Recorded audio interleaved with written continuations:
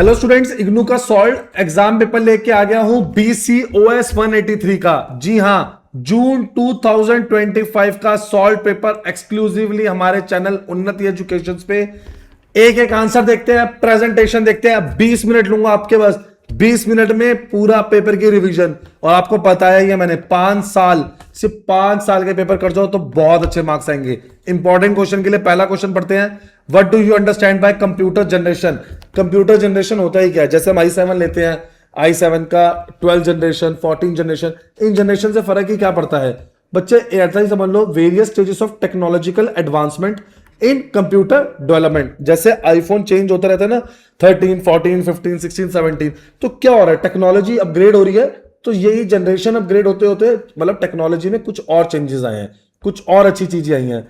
It represent significant changes in hardware, software, processing capabilities, ये बता रहा है बच्चे। Fourth generation of computers technology क्या है? एग्जांपल आपके सामने है, IBM PC, Apple second, memory और speed, magnetic use, storage devices like magnetic disk were used, operating speed increase to micro seconds. उसके बाद लैंग्वेजेस क्या है? High level language like C, basic become popular. Features क्या है? Portable, smaller in size, faster in processing. तो ये होती रही। ये फिर 5th जनरेशन के अंदर हुआ। 5th जनरेशन के बाद हम आगे बढ़ते हैं, क्या आया? 6th generation I, technology used ANN, speed and storage में क्या फर्क आया? की फीचर, एप्लीकेशंस। तो कंपैरिजन क्या है एनालॉग एंड डिजिटल कंप्यूटर्स का? Basically it works with continuous data that work smoothly over a range. ये किससे वो करता है वर्क? डिस्क्रीट और बाइनरी डाटा। रिप्रेजेंट किससे होता है? 0 एंड 1 से। मेजर्स फिजिकल क्वांटिटीज, ये क्या करता है? Calculation through logical and arithmetic operation. Accuracy में अगर जाए तो बच्चे, जैसे ये मैंने बेसिस लिखे ना, अगर आप पेपर में ऐसे बेसिस नहीं लिख रहे ना तो मार्क्स नहीं मिलेंगे। अभी बताया, पूरे मार्क्स का तरीका यही है जो आपके सामने प्रेजेंट है। रीड करेंगे इसे। Faster for specific scientific simulations, और ये moderate but efficient for multiple journal. It gives graphical और कॉन्टिन्यूअस रीडिंग, और ये क्या करता है? प्रोड्यूसेस न्यूमेरिकल और सिंबॉलिक आउटपुट, डिस्प्लेड डिजिटली। बच्चे कंक्लूजन आपके सामने है, रीड करेंगे। नेक्स्ट आता है डेप्रिसिएशन। डेप्रिसिएशन क्या होता है बच्चे? Fall in the value of asset. जब भी किसी एसेट की वैल्यू गिरती है उसे बोलते हैं डेप्रिसिएशन। अब डेप्रिसिएशन कैलकुलेट करने के 2 मेथड, पहला स्ट्रेट लाइन मेथड, दूसरा WDV मेथड। तो बच्चों देखते हैं, systematic allocation of cost of a fixed assets over a useful life. एक बच्चे ने मुझे पूछा था उस पे कमेंट सेक्शन में, सर अमोर्टाइजेशन क्या होता है? तो बच्चे, अमोर्टाइजेशन होता है जब इनटेंजिबल एसेट्स की वैल्यू गिरती है, लाइक गुडविल की वैल्यू गिरना इज अमोर्टाइजेशन। अब डेप्रिसिएशन अकाउंटिंग क्या है? It is the process of recording depreciation on asset. Objective क्या है? आपकी ट्रू फाइनेंशियल पोजीशन पता लगती है। मैचिंग प्रिंसिपल है, matches the cost of an asset with revenues they generate. Replacement provision पता लगता है। एक्यूरेट प्रॉफिट्स की कैलकुलेशन होती है। 2 मेथड में आपको बता ही चुका हूं। ये पूरे साल सेम रहता है। जैसे 1 लाख की मशीनरी है, उसके ऊपर 10,000 डेप्रिसिएशन है, तो हर साल जब 10,000 डेप्रिसिएशन रहेगा, इसको बोलते हैं स्ट्रेट लाइन मेथड। 1 लाख की मशीनरी है, फॉर एग्जाम्पल पहले साल 10,000 डेप्रिसिएशन लगा, तो बची कितने की? 90 की। तो अगले साल जो 9,000 पे डेप्रिसिएशन लगेगा, इसको बोलते हैं WDV। reducing book value of an assets, cost value minus scrap value divided by life of an asset। बच्चे देखेंगे, रीड करेंगे, इन दोनों के बीच का डेप्रिसिएशन का डिफरेंस आया हुआ है, ये इक्वल है। अभी बताया था ये डिक्रीजेस एनुअली। वही 1 लाख में से 10,000 गए तो बच्चे 90,000, अब 90,000 में से 9,000 गए। ये ओरिजिनल कॉस्ट पे लगता है। इस वैल्यू को 90,000 को हम बोलेंगे WDV value, return down value. 1 lakh के ऊपर अगर हम 10 बार डेप्रिसिएशन लगाए 10-10 हजार, तो इसकी वैल्यू 0 हो जाएगी। इस केस में 0 नहीं होती, नियर अबाउट 0 रहती है कभी, लेकिन 0 नहीं होती। Asset with uniform uses, asset losing value rapidly. Conclusion आराम से पढ़ेंगे। मेमोरी हेल्प के लिए मैं आपको ये दे चुका हूं, इजीली रीड करेंगे। Compiler and interpreter. बच्चा, कंपाइलर एंड इंटरप्रेटर क्या है? दोनों लैंग्वेज प्रोसेसर है that convert high language programming language into machine language. बच्चे, कंपाइलर का बेसिकली काम क्या होता है? ट्रांसलेट करना। किसको? Entire program at once. और इंटरप्रेटर का क्या काम होता है? ये लाइन बाय लाइन एग्जीक्यूट करता है। It executes line by line. और बहुत किसके लिए जरूरी है? प्रोग्राम एग्जीक्यूशन के लिए और डीबगिंग के लिए। अब इनका डिफरेंस देखते हैं। ट्रांसलेशन प्रोसेस क्या है इसका? ट्रांसलेट द इंटायर प्रोग्राम, और ये क्या कर रहा है, लाइन बाय लाइन। ये फास्टर है, ये स्लोअर है, ये सारे एरर दिखाता है आफ्टर कंपाइलेशन। ये डिटेक्ट एंड करेक्ट करता है error, one error at a time, एक बारी में एक। प्रोड्यूसेस एन ऑब्जेक्ट, और ये क्या करता है, नो सेपरेट फाइल्स क्रिएटेड। ये किस में यूज होता है, यूज्ड इन सी और सी प्लस प्लस, और ये किस में यूज होता है, पाइथन और बेसिक्स में।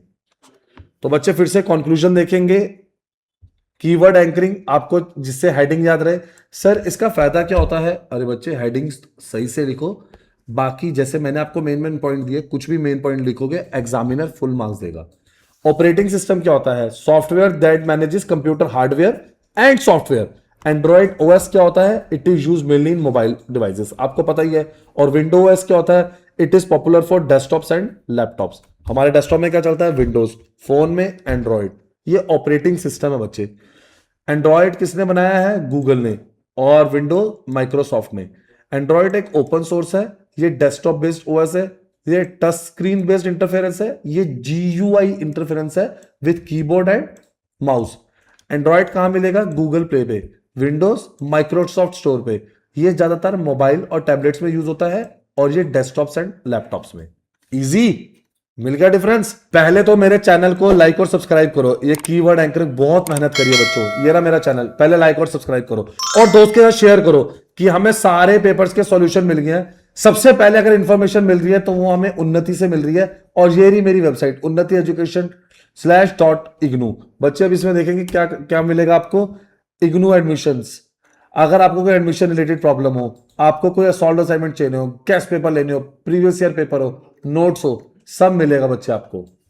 क्लियर है बच्चों, तो आप जाके देख सकते हैं।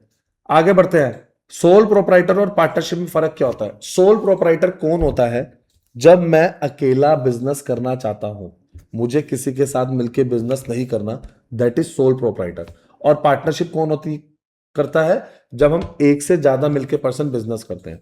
तो अगर मैं अकेले चला रहा हूं तो sole mean single, partnership two और more person, quick and independent, require mutual agreement.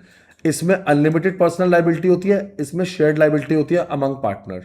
इसमें लिमिटेड फाइनेंशियल रिसोर्सेज है, ठीक है मैं अकेला बंदा हूं, कितने सारे पैसे जुगाड़ूंगा या कितने सारे रिसोर्सेज, मैं डबल नहीं कर सकता। एक और एक 11 का कॉन्सेप्ट लगता है आपका पार्टनरशिप में, ग्रेटर फाइनेंशियल स्ट्रेंथ। अगर ऑनर गया तो काम खत्म, पार्टनरशिप में तो कोई और पार्टनर हम ज्वाइन कर लेंगे, फॉर्म चलती रहेगी। तो बच्चों फिर से कीवर्ड एंकर आपके सामने है, आराम से कंक्लूजन पढ़ेंगे। अगर सोल प्रोप्राइटर फुल कंट्रोल देता है तो पार्टनरशिप रिस्क भी कवर करता है। When there is a risk there should be a return. DSS और एमआईएस के बीच में डिफरेंस फिर से बोल रहा हूं, 5 साल के पेपर कर लो, मेरी टीम को कांटेक्ट करके ना ये गेस्ट पेपर ले लो। आपके लिए क्या एडवांटेजेस रहेगा, आपके लिए ये एडवांटेजेस रहेगा, आपका पेपर इन्हीं में से आता है। डीएसएस क्या होता है, डिसीजन सपोर्ट सिस्टम। एमआईएस क्या होता है, मैनेजमेंट इंफॉर्मेशन सिस्टम। ये सपोर्ट करता है सेमी स्ट्रक्चर्ड डिसीजंस को, ये प्रोवाइड करता है रूटीन स्ट्रक्चर्ड रिपोर्ट्स। ये इंटरनल एंड एक्सटर्नल डाटा दोनों में यूज होता है। ये ऑर्गेनाइजेशनल डाटा यूज करता है। ये एनालिटिकल और सेमी स्ट्रक्चर्ड है डिसीजन इसका, ये प्रोग्राम्ड एंड रेगुलर है। It provide models, chart, simulations. It generate periodic summaries. और फ्लेक्सिबल कौन सा है, ये हाईली फ्लेक्सिबल है एंड यूजर इंटरेक्टिव है, ये लेस फ्लेक्सिबल है और स्टैंडर्डाइज्ड है। तो बच्चों फिर से कंक्लूजन पे आते हैं, आराम से पढ़ेंगे। बच्चे नेफ्ट और आरटीजीएस क्या होता है, national electronic fund transfer, RTGS real time gross settlement. दोनों का पहले तो मेन फर्क समझ लो, 2 लाख से कम, 2 लाख से ज्यादा। आरटीजीएस बड़े अमाउंट के लिए किया जाता है तो उसकी मिनिमम वैल्यू ही 2 लाख है, लेकिन जो नेफ्ट है उसकी मिनिमम वैल्यू 0 से है और मैक्सिमम 2 लाख। ज्यादातर आरटीजीएस हाई ट्रांजैक्शंस के लिए यूज किया जाता है, इंस्टेंट और कॉन्टिन्यूअस ट्रांसफर होता है। तो चलिए देखते हैं, settle transaction in batches, settle individually in real time. इधर से एंटर मारा, उधर पेमेंट पहुंच गई। नेफ्ट में 1-1.5-2 घंटा लगता है। मिनिमम लिमिट में नो लिमिट और 2 लाख मिनिमम ट्रांजैक्शन, और मैक्सिमम इसकी 2 लाख है। मैं आपको बता रहा हूं इसकी maximum no limit, maximum no limit. इसके अंदर फ्यू आवर्स लगते हैं, ये कॉन्टिन्यूअस होती है, ये स्मॉल एंड रेगुलर ट्रांजैक्शन है, ये large value. 24 into batch based, 24/7 real time. करते ही ट्रांजैक्शन हाथों हाथ पैसे मिल जाएंगे। बच्चे देख रहे हैं, मुझे पक्का पता है आप अपने फ्रेंड्स के साथ शेयर भी जरूर कर रहे होंगे। और एक एक वीडियो को पॉज करके नोट्स आराम से पढ़ रहे होंगे। पेपर का टाइम है, 20 मिनट मांगे थे आपसे बस। डिटेल्ड प्रोजेक्ट रिपोर्ट क्या होती है? It is a comprehensive document. ये किस लिए प्रिपेयर किया जाता है? Before the implementation of any project. ये एक डिटेल प्लान प्रोवाइड कर रहा है, किसका? टेक्निकल, इकोनॉमिकल, फाइनेंशियल और मैनेजरियल एस्पेक्ट से। बेसिकली आप ये कह सकते हो एक ब्लूप्रिंट प्रोजेक्ट का। ऑब्जेक्टिव क्या है? फिजिबिलिटी असेसमेंट, सही है कि नहीं है प्रोजेक्ट, टेक्निकली और फाइनेंशियली फिजिबल है। Resource planning, man power, machinery, raw material कहां से आएगा। फाइनेंशियल इवेल्यूशन, एस्टिमेट क्या करना है प्रोजेक्ट को, सोर्स ऑफ फाइनेंस। इंप्लीमेंटेशन, एक क्लियर टाइम फ्रेम रखेंगे ताकि प्रोजेक्ट को कंप्लीट कर सके। रिस्क को आइडेंटिफाई कर सके। डिसीजन, सॉलिड फाउंडेशन है मैनेजमेंट की। और प्रॉपर मॉनिटर एंड कंट्रोल करे प्रोजेक्ट प्रोग्रेस को और परफॉर्मेंस को। कंपोनेंट्स ऑफ डीपीआर क्या है? Executive summary, overview of project है। बैकग्राउंड, एक्सपेक्टेड आउटकम्स ये रहता है। Details about the promoter experience and capabilities, promoters की प्रोफाइल देखी जाती है। मार्केट और उसका डिमांड एनालिसिस किया जाएगा। टेक्निकल फिजिबिलिटी देखी जाएगी कि डिस्क्रिप्शन क्या है टेक्नोलॉजी का, प्रोडक्शन प्रोसेस क्या है। फाइनेंशियल डिटेल्स देखी जाएंगी, प्रोजेक्ट कॉस्ट, फंडिंग सोर्सेज, जो भी वर्किंग कैपिटल है, प्रोजेक्टेड इनकम है। मैनेजमेंट का proper plan, structure, man power requirement, implementation करना है, माइलस्टोन चार्ट, टाइमलाइन। और सोशल और क्या है? Analysis of environmental compliance and community benefits. Conclusion आपकी स्क्रीन पे है। फिर से मेमोरी हेल्प के लिए, हमें हेडिंग याद करने के लिए हमें क्या करना है वो आपकी स्क्रीन पे है। Discuss the role of YouTube in the business development. Also describe the role of Google AdSense in generating revenue through YouTube channel. बच्चे, यूट्यूब एक प्लेटफॉर्म है गूगल का जिसपे मैं आपको अपनी ये वीडियो दिखा रहा हूं। It is the one of the largest video sharing platform. It allows to form, create, share and advertise product. Role क्या है बिजनेस डेवलपमेंट में? ब्रांड प्रमोशन, जैसे मेरा ब्रांड प्रमोट हो रहा है, बच्चों को हमें फ्री के ट्यूटोरियल्स दे पा रहे हैं, हम आपका ट्रस्ट बिल्ड कर पा रहे हैं, हम आपसे बात कर पा रहे हैं, कॉस्ट इफेक्टिव है। Educational, business can explain about the product, हम अपने वीडियोस को डिमोन्स्ट्रेट कर रहे हैं, अपनी बात इजीली रख पा रहे हैं। मोनेटाइजेशन टूल है, गूगल एडसेंस क्रिएटर्स को रिवॉर्ड करता है। आप बच्चे जब हमें लाइक, शेयर एंड सब्सक्राइब करते हैं तो गूगल हमें रिवॉर्ड करता है। आप हमें कमेंट करके बताएंगे तो हम भी आपको रिवॉर्ड करेंगे। कैसे? हम उसकी वीडियो लेके आएंगे। एड प्लेसमेंट्स होती हैं, रेवेन्यू मॉडल है, अच्छे वो मिल जाते हैं। और चैनल की एलिजिबिलिटी होती है सब्सक्राइबर्स और आर्ट्स की। आगे बढ़ते हैं। Which factor contribute to the adoption of plastic money on a large scale. Plastic money क्या होता है? जब हम फिजिकली नोट को स्पेंड करते हैं, जैसे आपने कोई सामान खरीदा और आपने गिन के नोट दिए, इसको फिजिकल मनी बोलते हैं। प्लास्टिक मनी हो गया आपके पास digital card, ATM card, debit card, credit card, forex cards. तो इसका फायदा क्या होता है? प्लास्टिक मनी ये रेफर कर दिया है, ट्रांजैक्शन ऑनलाइन है, सिक्योर है। कौन कौन से फैक्टर है कंट्रीब्यूशन की अडॉप्शन की? कन्वीनियंस, इजी टू कैरी है, चोरी हो जाए तो कोई क्या ही कर लेगा, लेकिन आजकल स्कैम होते हैं। ऑनलाइन ट्रांजेक्शन्स हैं, रिवॉर्ड्स है, बेनिफिट्स है, क्रेडिट कार्ड, डेबिट कार्ड बहुत रिवॉर्ड्स एंड बेनिफिट्स देते हैं। बैंकिंग की इनोवेशंस है। ई पेमेंट मेथड क्या होगा? Electronic, E stands for electronic है। Debit card, credit card, mobile wallets, Paytm, Google Pay. और इंटरनेट बैंकिंग में आपको पता ही है, नेफ्ट, आरटीजीएस, आईएमपीएस, ठीक है ना, इससे हम फटाफट पेमेंट कर देते हैं। आगे बढ़ते हैं। How does a loan settlement differ from a lease statement? List and explain. अब बच्चे, लोन सेटलमेंट क्या होते हैं पहले ध्यान से चलते हैं। It represent borrowings where ownership of the assets belong to the borrower. और लीज में क्या होता है बच्चों? पीरियोडिक पेमेंट्स आती है for using an asset without transferring ownership. ये दोनों ही बहुत जरूरी हैं for tracking payments and financial commitments. फिर से ये बेसिस जरूर लिखना पेपर में, हो सके तो ब्लैक पेन से लिखना और बाकी आंसर ब्लू पेन में लिखना। एक एक करके पढ़ते हैं। Assets ownership remain with the borrower, इसके अंदर लेसर के पास रहेगा। रीपेमेंट्स के अंदर प्रिंसिपल और इंटरेस्ट दोनों जाएगा। और इसके अंदर इट इंक्लूड रेंट और lease charges. Fixed repayment tenure है, फ्लेक्सिबल है एज पर लीज एग्रीमेंट। इसको लाइबिलिटी में रिकॉर्ड करेंगे और ये हमारी कंपनी के लिए खर्चा है।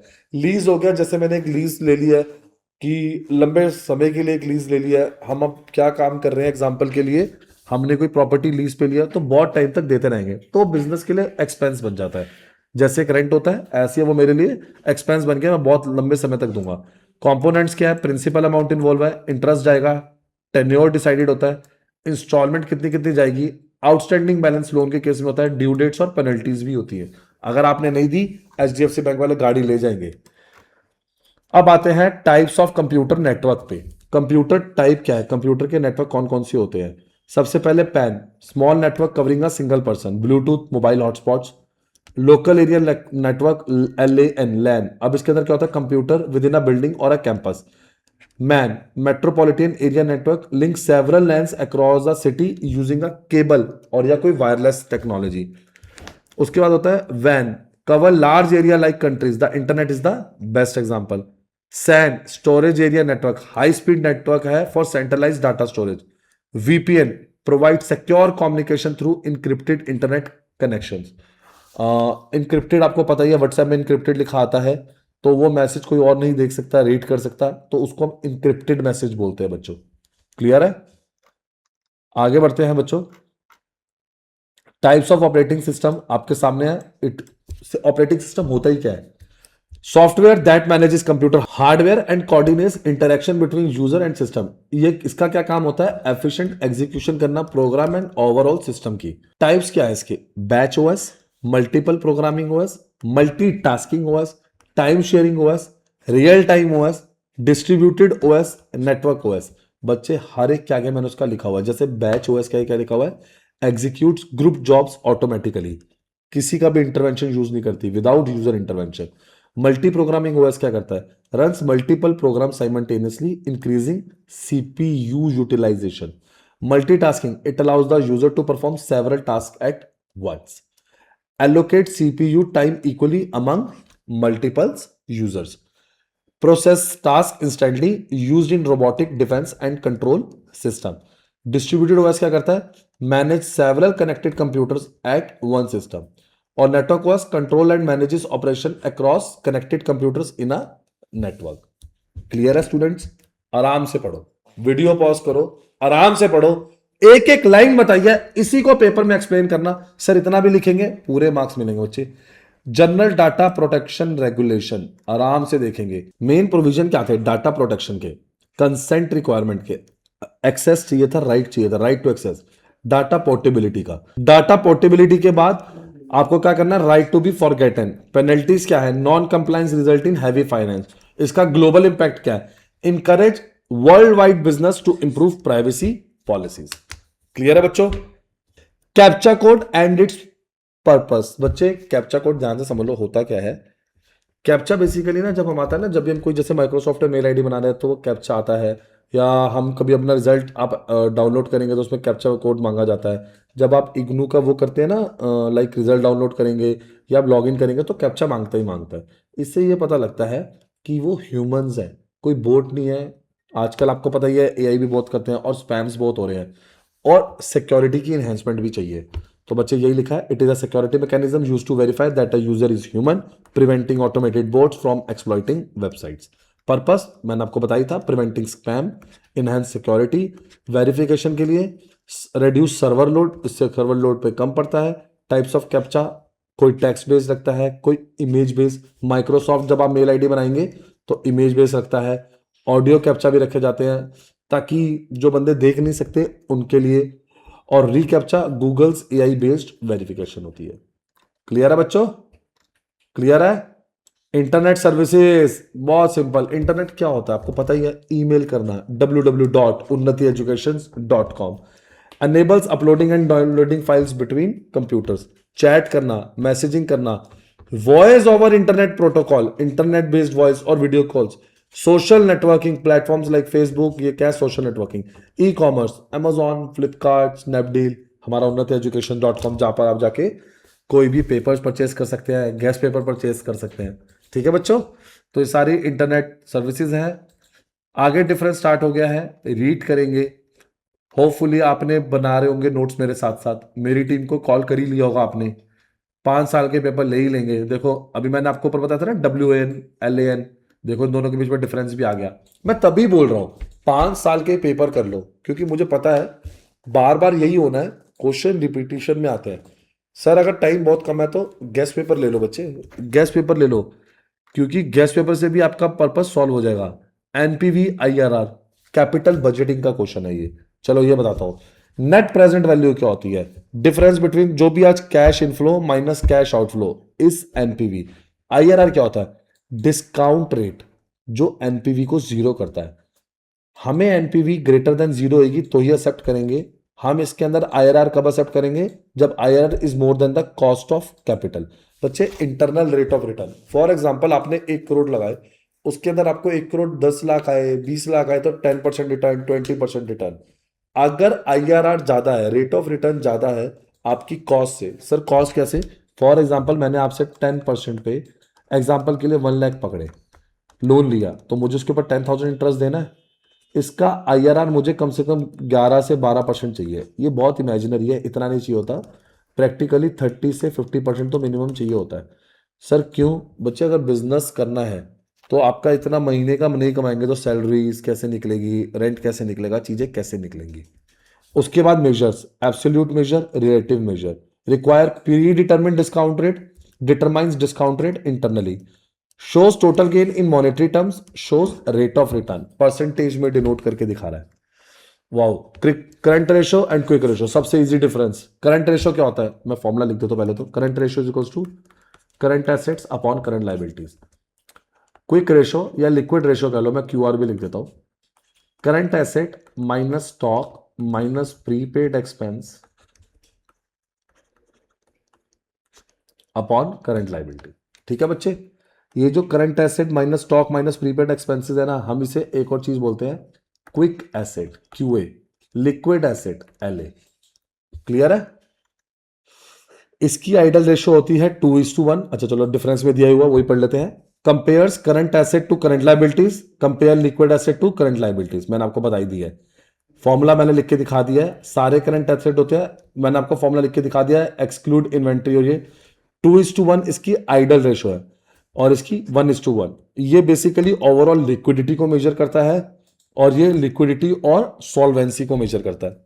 इससे इजी पेपर नहीं आएगा, लेकिन अब दोबारा इसका किसी और फॉर्म में क्वेश्चन आएगा तो आपको मैं एक एक चीज बता चुका हूं, एक एक चीज दिखा चुका हूं, तो गलती नहीं करेंगे। ये सारे आंसर्स लिख लो। फिर बोल रहा हूं बेसिस के बिना ना पेपर में आंसर लिखने की गलती मत करना, पेपर में जरूर बेसिस लिखना। तो फटाफट मेरी टीम को कॉल करें, कांटेक्ट करें हमसे, अभी सॉल्व पेपर लें, क्लासेस के लिए कांटेक्ट करें और मेरे चैनल को लाइक और सब्सक्राइब करें और मुझे कमेंट सेक्शन में बताएं आपको नेक्स्ट सॉल्यूशन किस पे चाहिए। ठीक है बच्चों, बाय बाय।